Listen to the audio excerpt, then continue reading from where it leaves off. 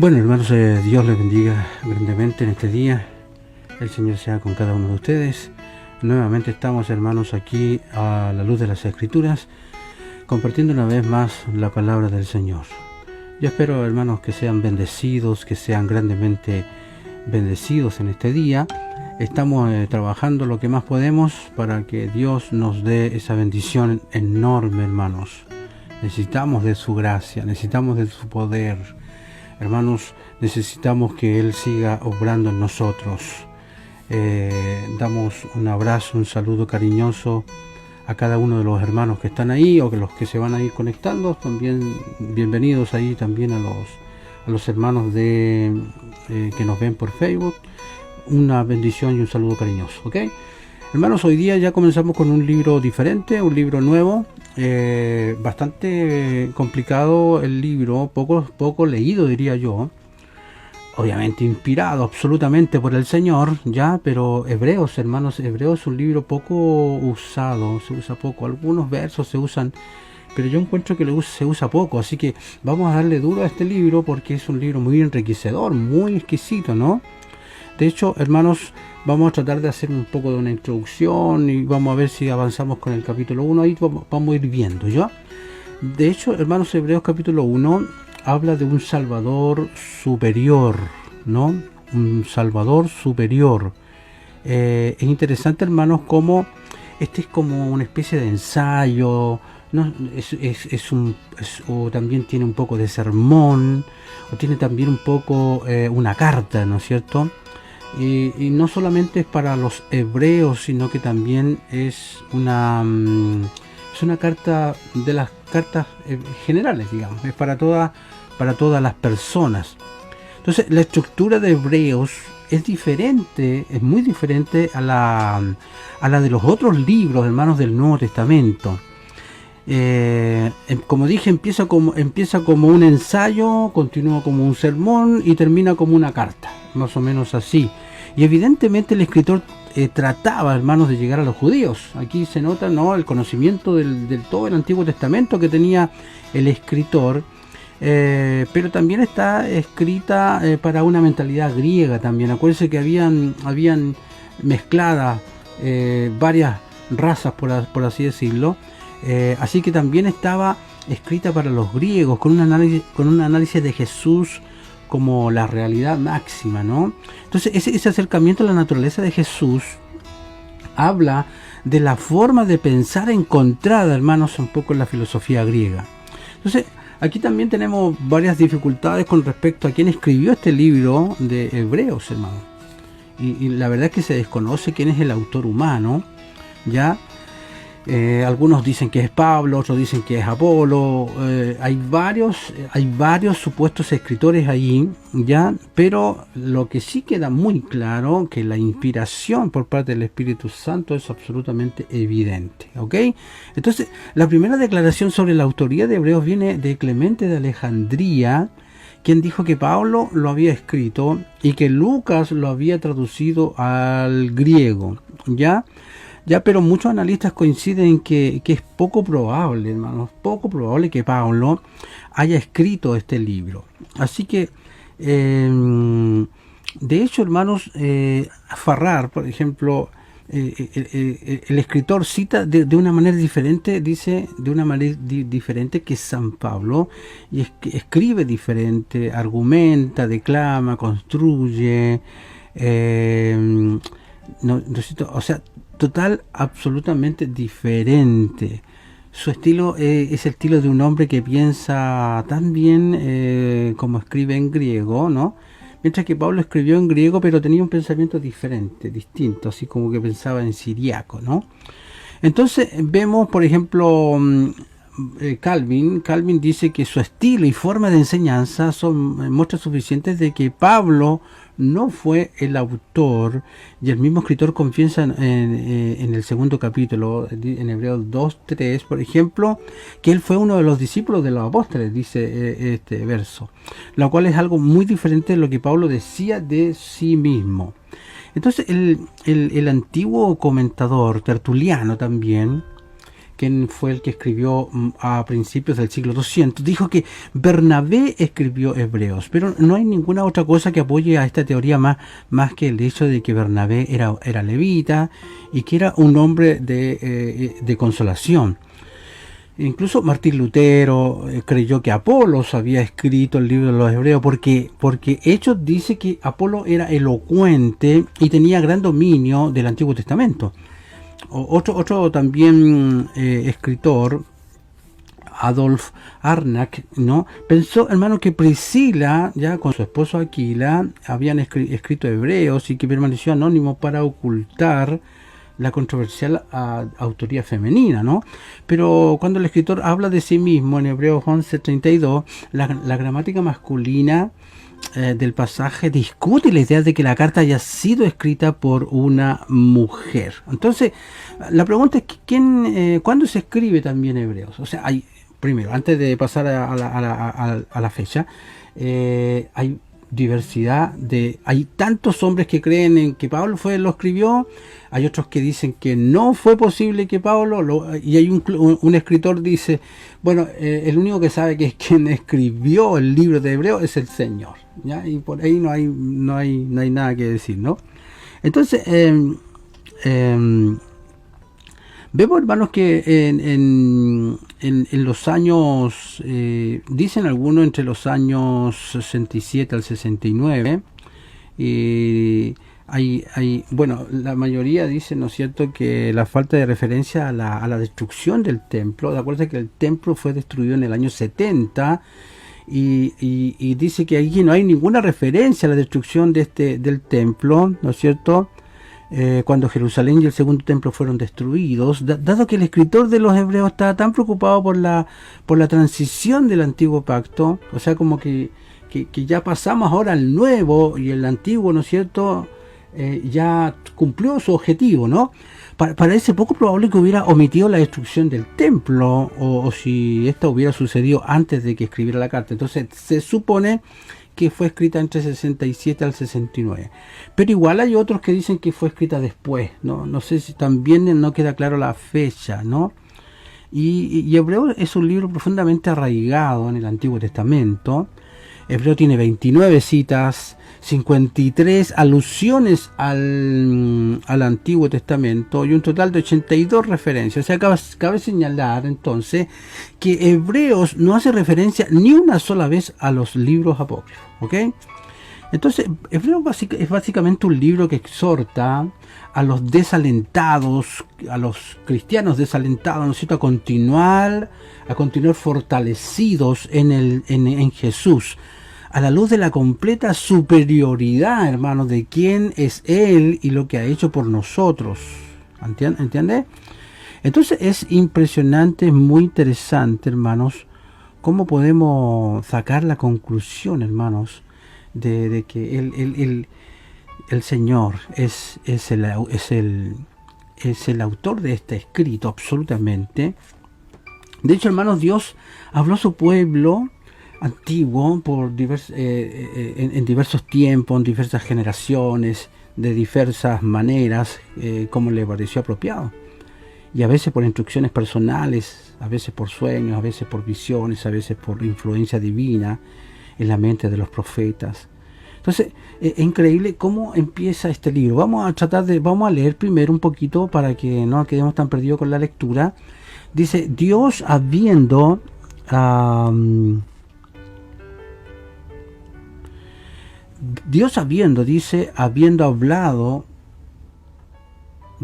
hablado muchas veces y de muchas maneras en otro tiempo, ¿ya?, a los padres por los profetas. Dice, en estos postreros días nos ha hablado por el Hijo, a quien constituyó heredero de todo y por quien asimismo hizo el universo. ¿Ya? El cual, siendo el resplandor de su gloria y la imagen misma de su sustancia, y quien sustenta todas las cosas con la palabra de su poder, habiendo efectuado la purificación de nuestros pecados por medio de sí mismo, se sentó a la diestra de la majestad de las alturas, hecho tanto superior a los ángeles como heredó más excelente nombre que ellos. Voy a leer solo hasta el versículo 7 porque lo más probable es que nos quedemos hasta ahí. Porque a cuál de los ángeles dijo jamás mi hijo eres tú, yo te he engendrado hoy, y otra vez yo seré a él padre, y él me será mi hijo.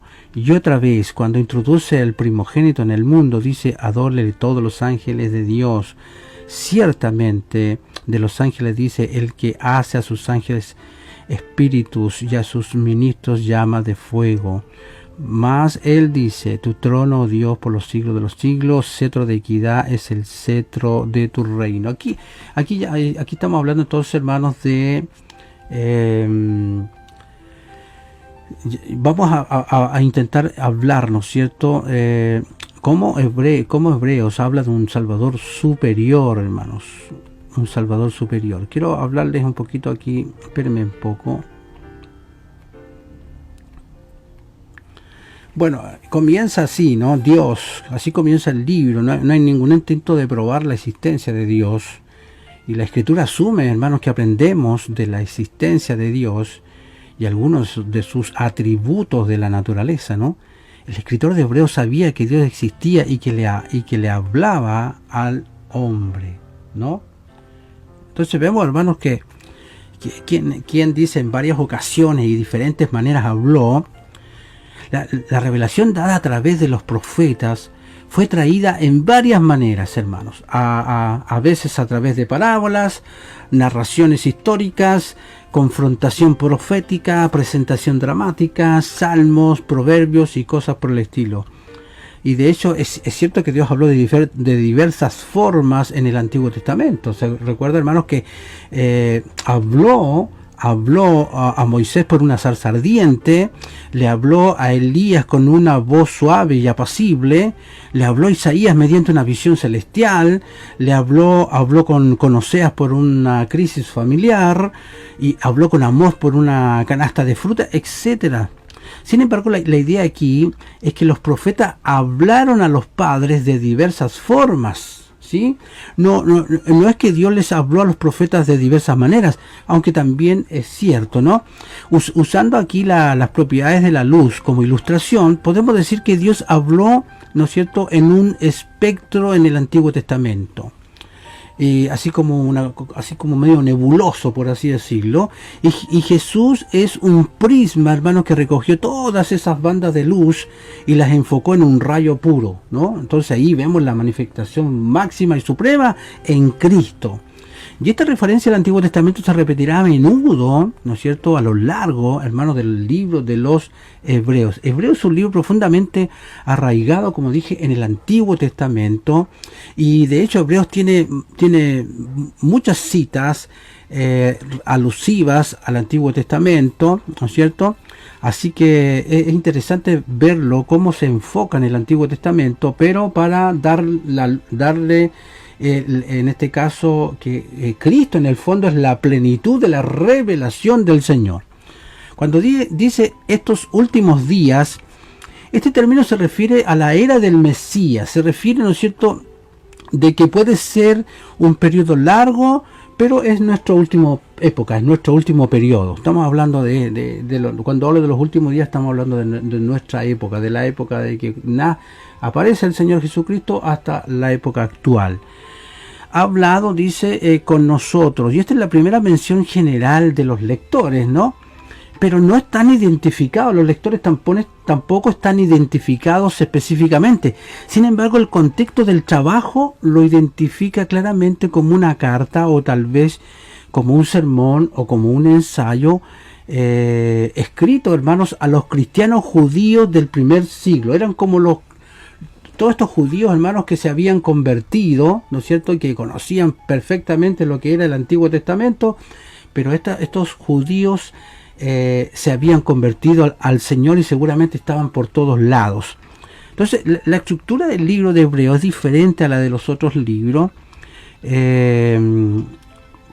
Obviamente Hebreo fue escrito, como dije, para cristianos con antecedentes que tenían, que eran conocedores del judaísmo, pero también fue escrito por una mentalidad, ¿no es cierto?, griega. También esa era la finalidad. Así que Hebreo es básicamente un libro que exhorta a los cristianos a animarse, a motivarse, hermanos, ¿no? Dice, ha hablado por su Hijo, y no es tanto que Jesús trajo un mensaje del Padre, no es que Él haya traído un mensaje del Padre, sino que Él es el mensaje del Padre, su propia vida era el mensaje del Padre.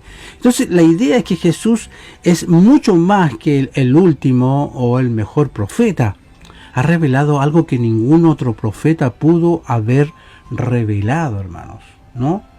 Entonces la revelación de Jesús mismo fue única, porque no solo fue un mensaje puramente de Dios, hermanos, como en el caso de cualquier otro escritor inspirado, sino que también fue la personalidad de Dios, ¿no? A través de la cual vino el mensaje. Por ejemplo, si hablamos de la personalidad de Pablo, de Pedro, de Juan o de otros escritores bíblicos, eso es muy clara la personalidad en sus escritos, ¿cierto? Sin embargo, en la revelación de Jesús vemos aquí la personalidad de Dios. Entonces, el libro de Hebreos, en su mayor parte, hermanos, no presenta a Jesús hablando de sí mismo. En cierto sentido, hermanos, el Hijo no habla en Hebreos. El Padre habla del Hijo. Esa es la diferencia. El Padre habla del Hijo. Entonces, el libro de Hebreos es el Dios Padre que nos dice de qué se trata el Dios Hijo. ¿Te fijas? Es como que si el Padre escribiera, ¿no? Es interesante esto de que no hay claridad de quién lo escribió, no dice quién lo escribió, no dice nada de eso, ¿no? Entonces, si los hombres no pueden aprender acerca del Dios Hijo, ninguna cantidad de voces o acciones proféticas van a convencer a las personas, ¿no? Que es Dios enviando entonces al Hijo para mostrarnos y darnos esta salvación tan gloriosa, tan preciosa, que es en Cristo Jesús. Entonces, aquí vemos una descripción, ¿no es cierto?, del glorioso Hijo cuando dice, a quien nombró heredero de todas las cosas, por quien también hizo los mundos, quien siendo el resplandor de su gloria y la imagen expresa de su persona, y sustentando todas las cosas con la palabra de su poder, habiendo limpiado por sí mismo nuestros pecados, se sentó a la diestra de la majestad en las alturas.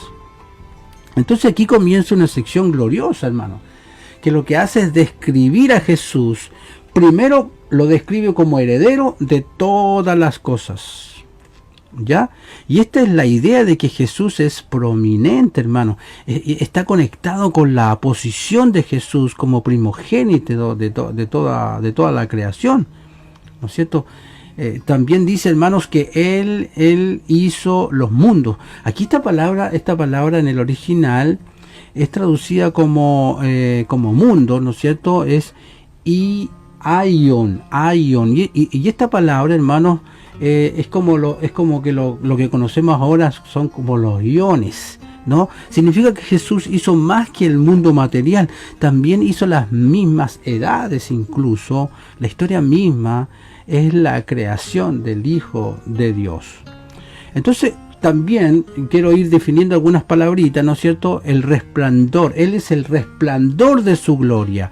O sea, hermanos, que es el resplandor de la gloria, ¿no es cierto?, del Padre. Entonces aquí la palabra griega antigua para brillo, ¿ya?, es epaugasma, que habla del resplandor, hermanos, que brilla desde una fuente de luz. Entonces, en ese sentido, Jesús es el rayo, ¿no?, de la gloria de Dios. Y nunca hemos visto el sol, solo los rayos de su luz cuando nos llegan, y aún así nunca hemos visto a Dios Padre, pero lo vemos a través de los rayos del Hijo de Dios, ¿ok? Entonces, de hecho, un filósofo griego, Filo, usó esta misma palabra que estamos hablando, apaugasma, para describir al logos, en este caso el ser o mente inteligente que ordenó el universo. el escritor de Hebreos explicó a Jesús en términos que tenían sentido tanto para los judíos del primer siglo como para quienes estaban familiarizados con la filosofía griega. Te fijas que el escritor tiene esa idea de que la mentalidad hebrea pudiera comprender, la mentalidad griega también pudiera estar ahí, que pudieran comprender también. Entonces, cuando dice la imagen expresa de su persona, o sea, la idea es de una semejanza exacta, hermanos, hecha por un sello. Eso, cuando dice la imagen expresa de su persona, se refiere, hermanos, a... es como cuando usted coloca un timbre, ¿no es cierto? Y está estampado el timbre. Cuando lo coloca en algún papel, queda exactamente como usted lo coloca ahí. Entonces Jesús representa exactamente a Dios para nosotros, y en este caso es el mismo Dios. Entonces, manteniendo todas las cosas con la palabra de su poder. Entonces, la idea detrás de la palabra traducida como sustentar se considera mejor como mantener. La palabra no tiene la idea de sostener pasivamente algo, ¿ya? Sino de sostener activamente. Entonces, en su ministerio terrenal, Jesús demostró constantemente, hermanos, el poder de su palabra. ¿Y a través de qué? A través de curar, de sanar, perdonar, expulsar demonios, calmar las tempestades o calmar la furia de la naturaleza. Todo, hermanos, con la expresión de una palabra. Y aquí vemos que su palabra es tan poderosa que puede sostener todas las cosas. ¿Se fija? Manteniendo todas las cosas con la palabra de su poder. Entonces ahí vemos que el mismo, hermano, limpió nuestros pecados, ¿ya? Entonces ahí vemos de la descripción anterior, sabemos que el Hijo de Dios es un ser con gran poder y con gran sabiduría, pero ahora sabemos que Él también es un ser con gran amor, hermanos, que limpió la culpa y que limpió la vergüenza de nuestros pecados. Y lo hizo a sí mismo, o sea, lo que demuestra, hermanos, que nadie más podría hacerlo por nosotros. Y no lo podríamos haber hecho por nosotros mismos. Entonces vemos ahí cuando dice que se sentó a la diestra de la majestad en las alturas. Y aquí vemos, hermanos, cómo esto muestra una posición de majestad, de honor, de gloria y de obra terminada. Entonces, esta posición de Jesús lo coloca muy por encima de toda la creación, ¿ok? Entonces, hermano, es increíblemente bello, hermanos, cómo el Señor ha hecho la obra en nosotros, hermanos. Es impresionante, hermanos. Es increíblemente rico, hermanos, cómo Él hizo todo para bendecirnos, para sustentarnos. Es increíble, ¿no? Entonces aquí vemos, hermanos, que por lo tanto, dice Jesús, entonces vemos que es superior a los ángeles. Empieza a comparar, entonces aquí dice, Él es superior a los ángeles, hecho tanto superior a los ángeles como cuanto heredó más excelente nombre que ellos. ¿Te fijas? Pareciera que en esa época había un problema grave, ¿no es cierto?, de que querían colocar a los ángeles como una especie de intermediarios entre Dios y la gente, digamos, las personas. Y aquí vemos cómo el autor deja claro eso. Entonces, ¿en qué sentido fue hecho Jesús mejor que los ángeles? ¿No ha sido Él eternamente mejor que los ángeles? Entonces, sin duda Jesús es superior a los ángeles, pero fue hecho superior en el sentido de que Él fue hecho perfecto, o sea, en el sentido de que Él fue nuestro Redentor. Él fue completo en este sentido. ¿Por qué? Por todo lo que vivió como humano, digamos, con las aflicciones, algo que ningún ángel había hecho o ha hecho nunca. Entonces, más excelente nombre que ellos. Aquí vemos que la condición superior de Jesús es demostrada, hermanos, por la superioridad de su nombre, el cual no es solamente un título, sino es una descripción de la naturaleza y del carácter, ¿no es cierto?, Entonces, el resto de Hebreos 1 probará, hermanos, con las Escrituras, que Jesús es superior a los ángeles. Pero ¿por qué es tan importante entender que Jesús es superior? Veamos. Primero, porque a menudo entendemos mejor las cosas cuando se ponen en contraste con otras, ¿no? Porque el antiguo, también en segundo lugar, el antiguo pacto vino a Moisés ya por mano de los ángeles. Pero un mejor pacto llegó a través de un ser superior, que en este caso era Jesús. Entonces pudo haber sido fácil para los judíos del primer siglo desechar el evangelio, pensando que llegó por manos de simples hombres, en este caso los apóstoles. Pero aquí vemos la llegada divina, vemos, hermanos, lo superior a lo angelical.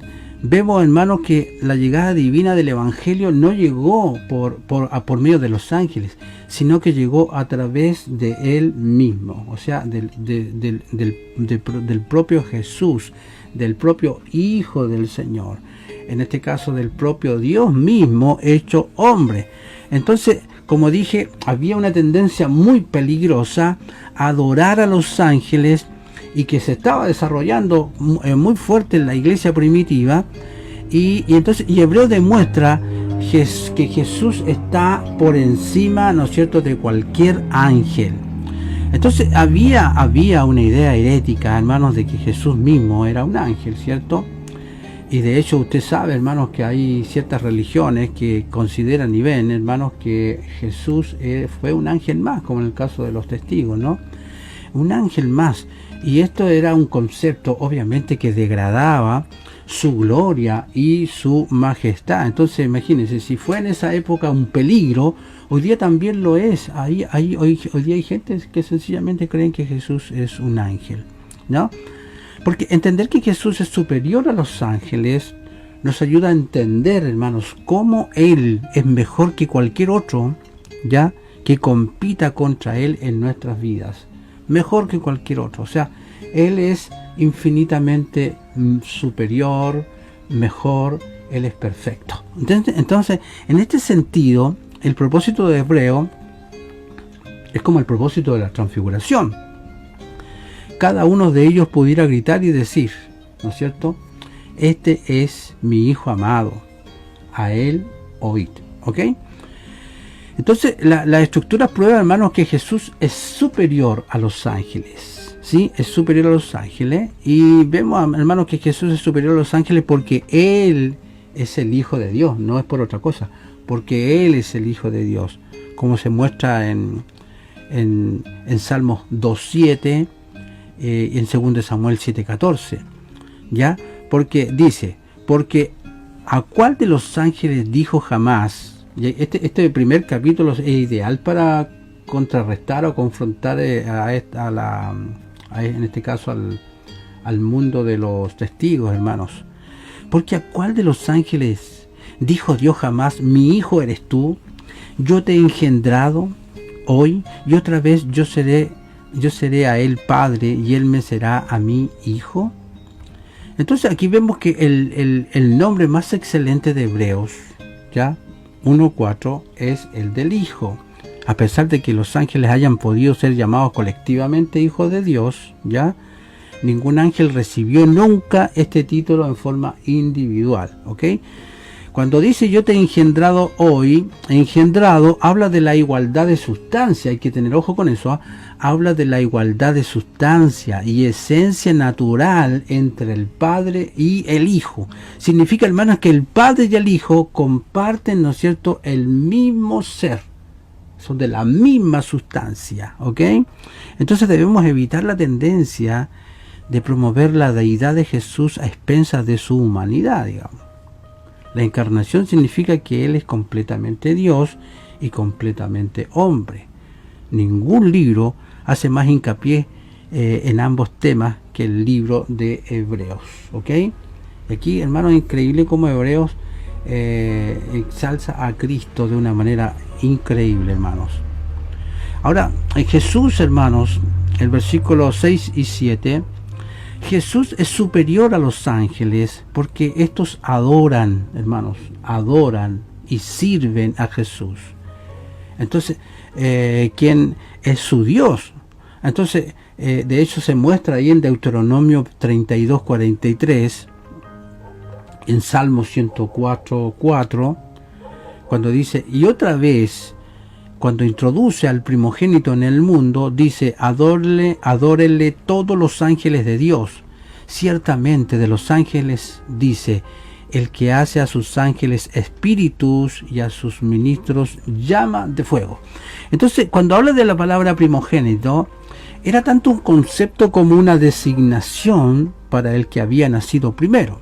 O sea, como el primogénito era el primero en la línea y recibía la posición de favor y honor, ¿ya? Entonces el título primogénito podía ser dado para indicar que alguien tenía el más alto honor y posición. Entonces, a muchos de aquellos no nacidos, primero se les ha dado un título de primogénito, ¿ya? David es un ejemplo de esto, ¿ya? Y también Efraín. Entonces, de acuerdo con el rabino Bechai, que es citado en este caso por el escritor Lickford, los antiguos rabinos llamaban al mismo Jehová, en este caso Yahvé, lo llamaban el primogénito del mundo. Y este era un título, no era la descripción de su origen, digamos, ¿ya?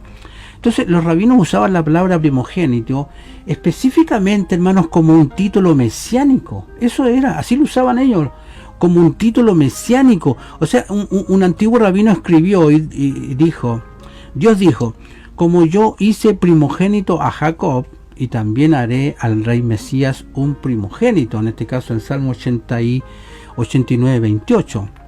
Entonces decía, adórenle todos los ángeles de Dios. Entonces aquí vemos, hermano, que Jesús es superior. ¿Por qué?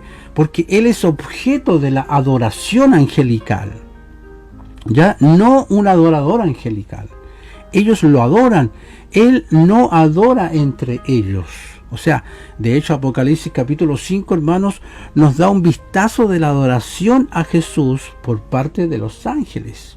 ¿Se fija? Además, Jesús es el Señor de los ángeles. Ellos son sus ángeles y son sus ministros. ¿Se fija? Entonces, bueno, obviamente recuerde usted que las cartas tenían un objetivo inicial. Cuando fueron escritas, era para la época de ellos inicialmente. Estoy hablando de intentaba, ¿no es cierto?, se centraba en la gente que estaba viviendo ciertas circunstancias, y el problema es que estaban ahí, varios de ellos estaban intentando adorar algunos ángeles, y por esa razón, ¿no es cierto?, es colocada en el primer capítulo de Hebreo, es colocado la comparación entre Cristo y los ángeles, ¿entiende? Entonces, hermanos, como dije, Jesús es superior a los ángeles, y no es cierto, porque el Padre mismo, y no cualquier ángel, lo llama a Dios, porque el Padre mismo lo llama a Dios y Señor, ya en este caso Yahvé, como se muestra, ¿no es cierto?, en diferentes versículos o salmos, Salmo 45, el Salmo 102, ¿no? Entonces, más del Hijo dice, ¿no? Voy a dejarlo hasta ahí voy a ver si puedo mencionar algunos otros detalles, me refiero para no avanzar más, porque quiero ver si lo hago como una segunda parte mañana, ¿ya?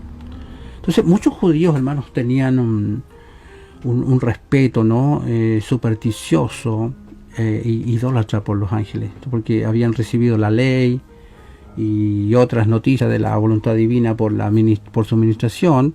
Entonces, como que lo consideraban como mediadores entre Dios y los hombres, y algunos llegaron tan lejos, hermanos, para darles una especie de homenaje religioso o adoración.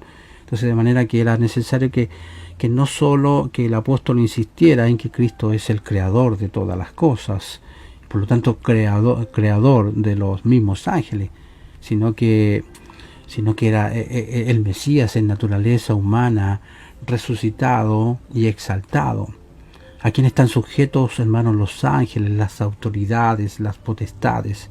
Entonces, para probar esto, cita varios pasajes del Antiguo Testamento, comparando lo que Dios dice ahí de los ángeles con lo que dice también de Cristo.